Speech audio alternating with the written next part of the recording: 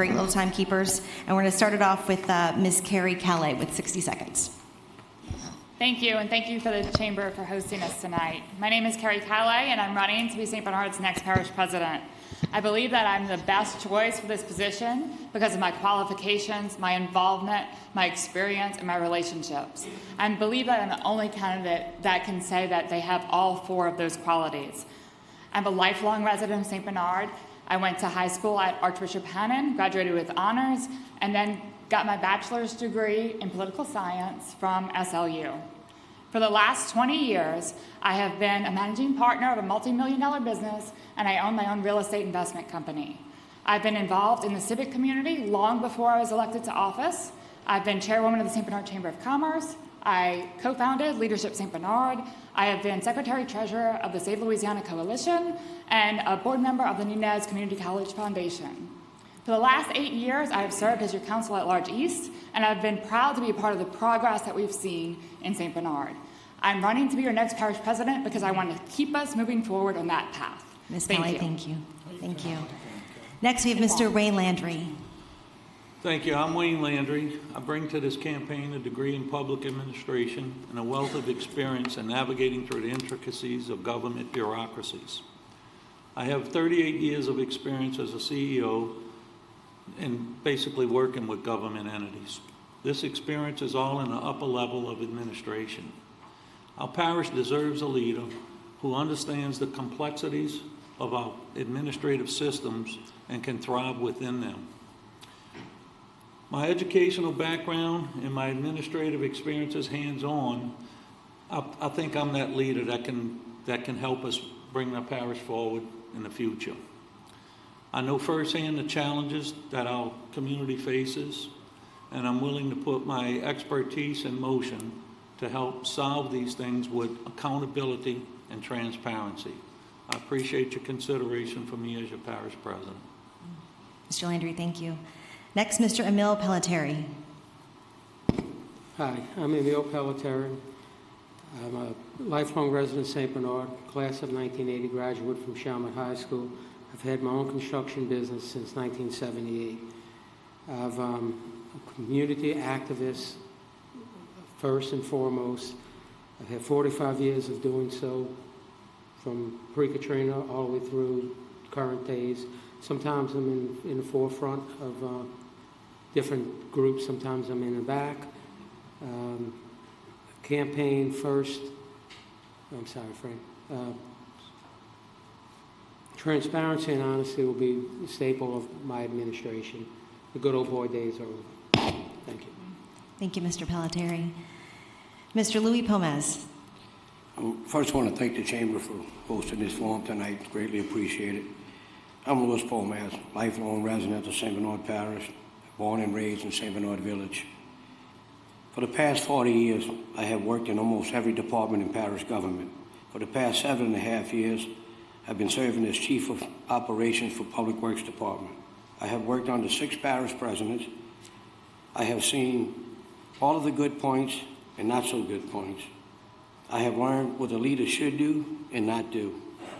I am the go-to guy when disaster hits St. Bernard Parish. The first to be seen when disaster strikes, and the last one to leave. I have a great working relationship, council, St. Bernard Sheriff's Office, and the Southeast Flood Authority. There's no other candidate in this race that knows the ins and outs of parish government like I do for the past 40 years. Thank you. Thank you, Mr. Pomez. We'll get to our questions now for question number 1. Prior to Hurricane Katrina, the population in St. Bernard Parish was at or above 60,000.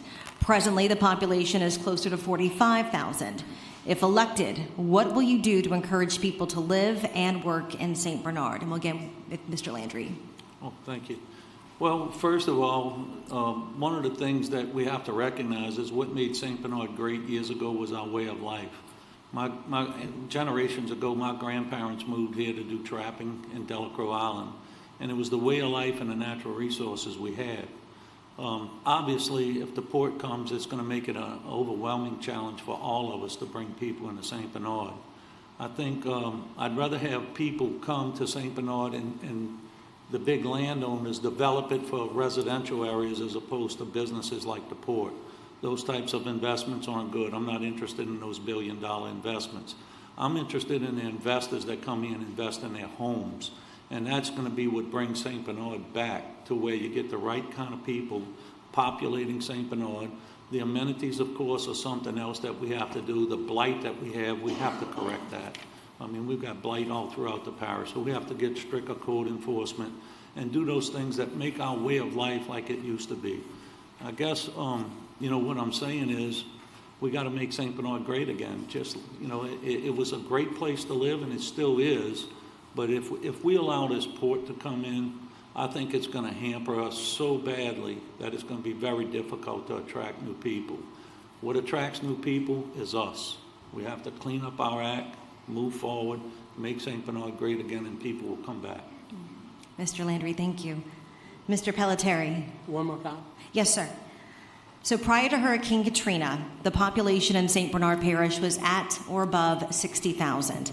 Presently, the population is closer to 45,000. If elected, what would you do to encourage people to live and work in St. Bernard Parish? Okay. I had checked into the population just because I was curious. When we were kids growing up, we were close to 52,000. Well, I'm sorry, could we speak closer into the mic? Yeah. Thank you. I'm sorry. Can you hear me now? Yes. Okay. When we were growing up, my age group, we had about 52,000. So we're about 10,000 less, more than we have now, which, when you're a kid, you think that there's not as many people as there is. But anyway, I am safety first, support our schools, our police, our firemen, and I'm okay with the population like it is, as long as we take care of our own. So I'm not looking to encourage anybody. Yeah. Mr. Pelletieri, thank you. Mr. Pomez. After Katrina hit, St. Bernard Parish did a really good job on bringing back the residents to St. Bernard Parish. I think we back up right now to about 45,000 population. The council put together Mr. Gillis McCluskey and them was sold on St. Bernard and Araby area. We started moving houses at 350 to 400,000, bringing our residents back to St. Bernard. That was going great until the insurance rates went through the roof. The homeowners insurance is stopping a lot of property sales throughout the state of Louisiana. I think together we need to get with the legislators and a couple of the insurance companies to see what we can get to lower this insurance on the homeowners to help sell some of these homes that we have that's available in St. Bernard Parish. Thank you. Mr. Pomez, thank you. Ms. Calais. Yes. So when, one of the things I've heard recently is, when someone is running for office, you should look at their record, not what they say. And one of the advantages I have is for the last 8 years, that has been our priority. When we came into government in 2015, we had scattered redevelopment. We had 1,000 lots that were out of commerce, and we didn't have the quality housing stock that we needed to bring back population in St. Bernard. And that was our mission. We knew if we wanted to bring businesses, we had to foster an environment that was prevalent for residential growth. And we did that. We started the Sold on St. Bernard campaign. We created a housing stock that was viable in our market. We brought young families to St. Bernard.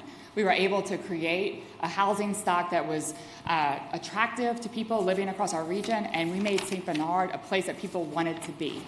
We have become the fastest growing parish in our state, and Araby has become the second fastest growing suburb in our nation. And that is because of the efforts we've put in over the last 8 years. We're going to continue that effort. We're going to continue to make sure that St. Bernard is a place that our region wants to go. And our safety and our school system and all of the quality of life that we have brought to St. Bernard will draw people in to want to be a part of what we've created here in our parish. And insurance is definitely going to be an issue. And I think I'm uniquely qualified to be able to go to Washington, D.C. and work with our congressional delegation and use the relationships that I've already built to make sure that we can make the best possible situation for our residents. Ms. Kelly, thank you. Question number 2, and again, you have 90 seconds to respond. If the port project moves forward, how will you make sure the citizens of St. Bernard benefit from its development? What is your plan to mitigate the impacts on residents and make sure infrastructure improvements are made to lessen the burden? And we'll begin with Mr. Pelletieri. Yeah, hi. The port cannot be allowed to come here. No matter what they say, they're not going to live up to it. It's not going to benefit us. It's going to be in New Orleans first, and there is no second option. We have to fight them as long as we can. Thank you. Mr. Pomez. Well, I was the first one to go against the Port of St. Bernard. From the day I heard of the port coming to St. Bernard Parish, I was the first one out front against it, and I will still fight against the Port of St. Bernard coming here. The infrastructure that St. Bernard has is not going to tolerate with 1,500 trucks, 1,700 trucks per day running through our parish. The rails are not set up for the rail cars that are going to go through the parish, the traffic jams. If you go to the Port of New Orleans up there and you look at the concrete structures up that way, they're about 12 inches thick, and you come down to St. Bernard Parish and look at our roadways, well, they're not interstate roadways. They for parish use.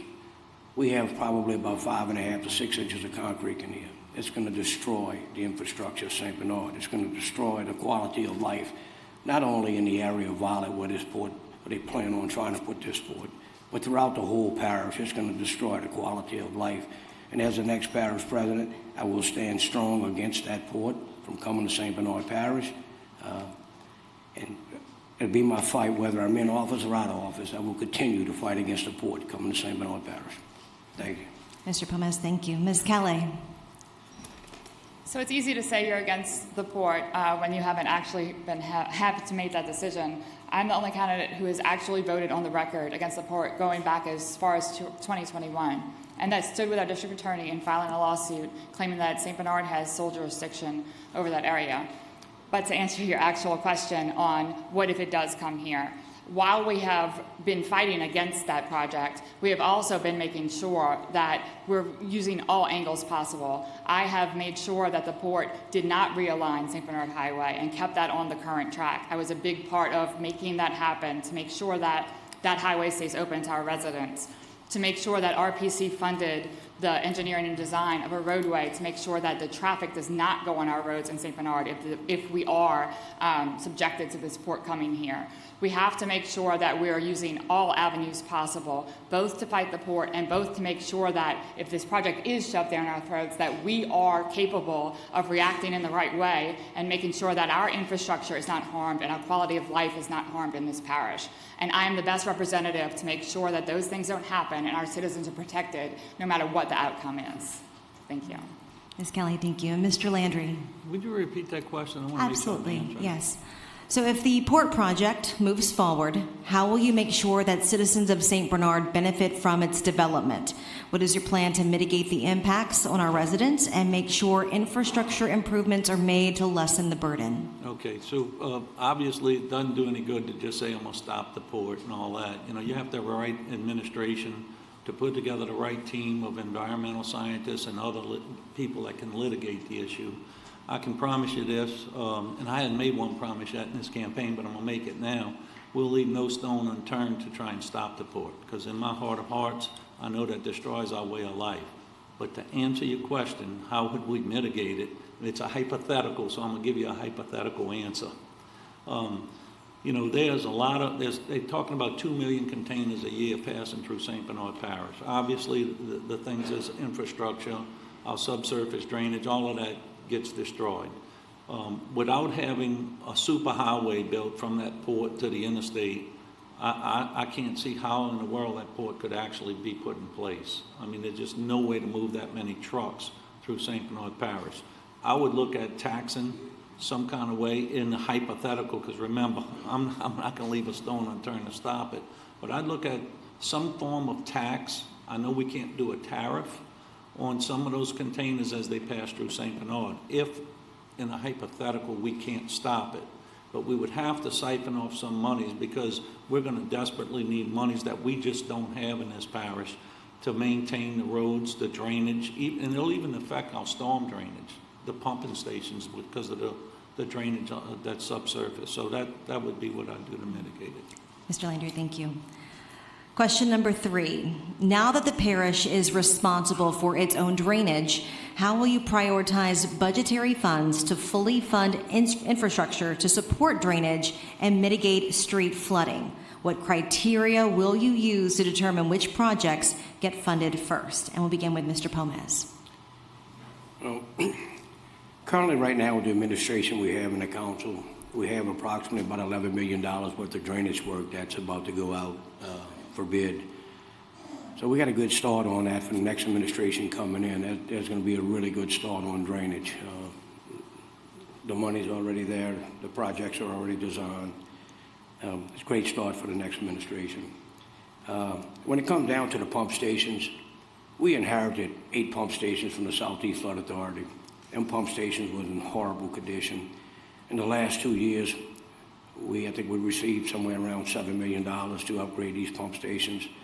We put 4 new engines. Each one of the engines was about $400,000 a piece. I'm talking about $500,000 a piece.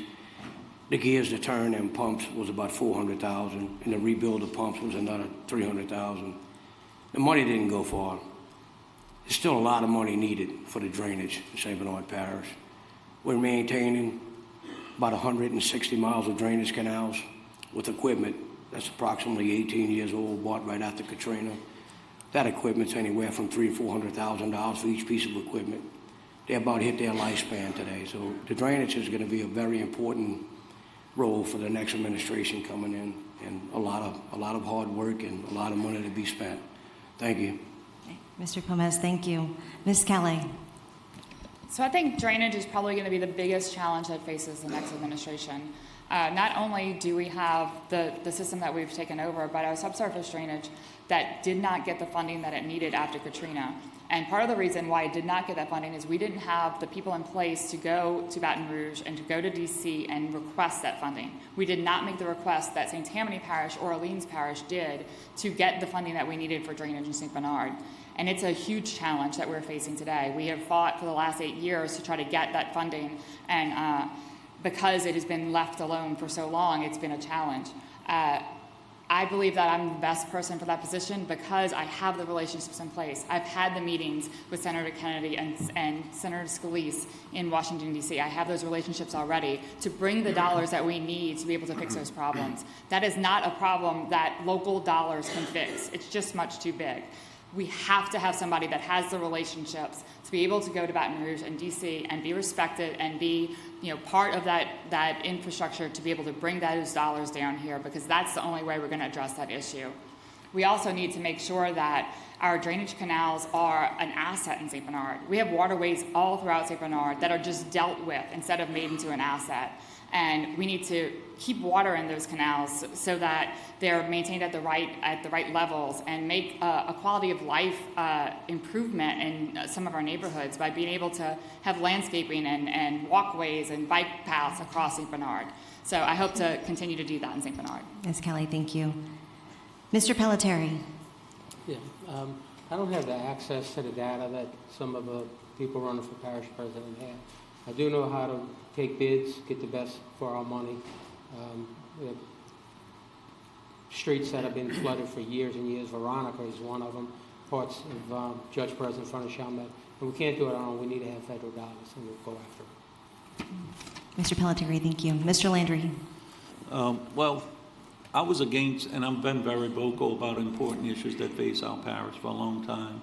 I was against that taking over the equipment and that millage that passed. I think the people thought that by passing that millage, it was going to solve their drainage problems in the residential areas. It didn't, and it won't. There are some dollars available right now to attack drainage, but it's not enough.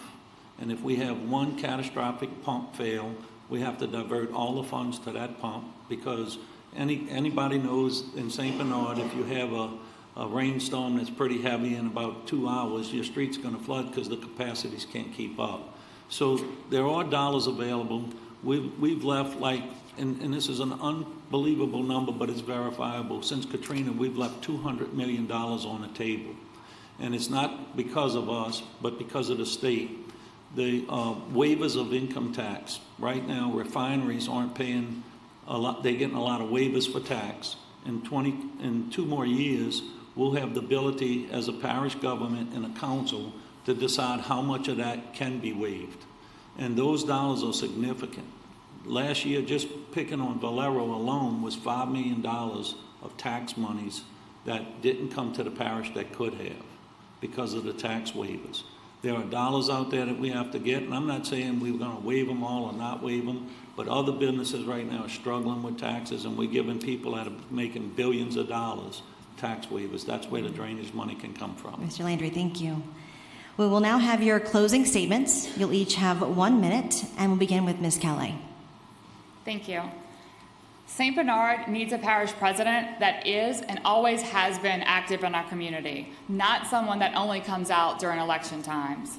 Someone that has a plan of action and a record of financial integrity, not rhetoric or a history of disastrous initiatives. We need someone that when disaster strikes, we can be proud to have in front of a news camera or in meetings in Washington, D.C. We need someone who will continue to move St. Bernard forward and not set us back 20 years.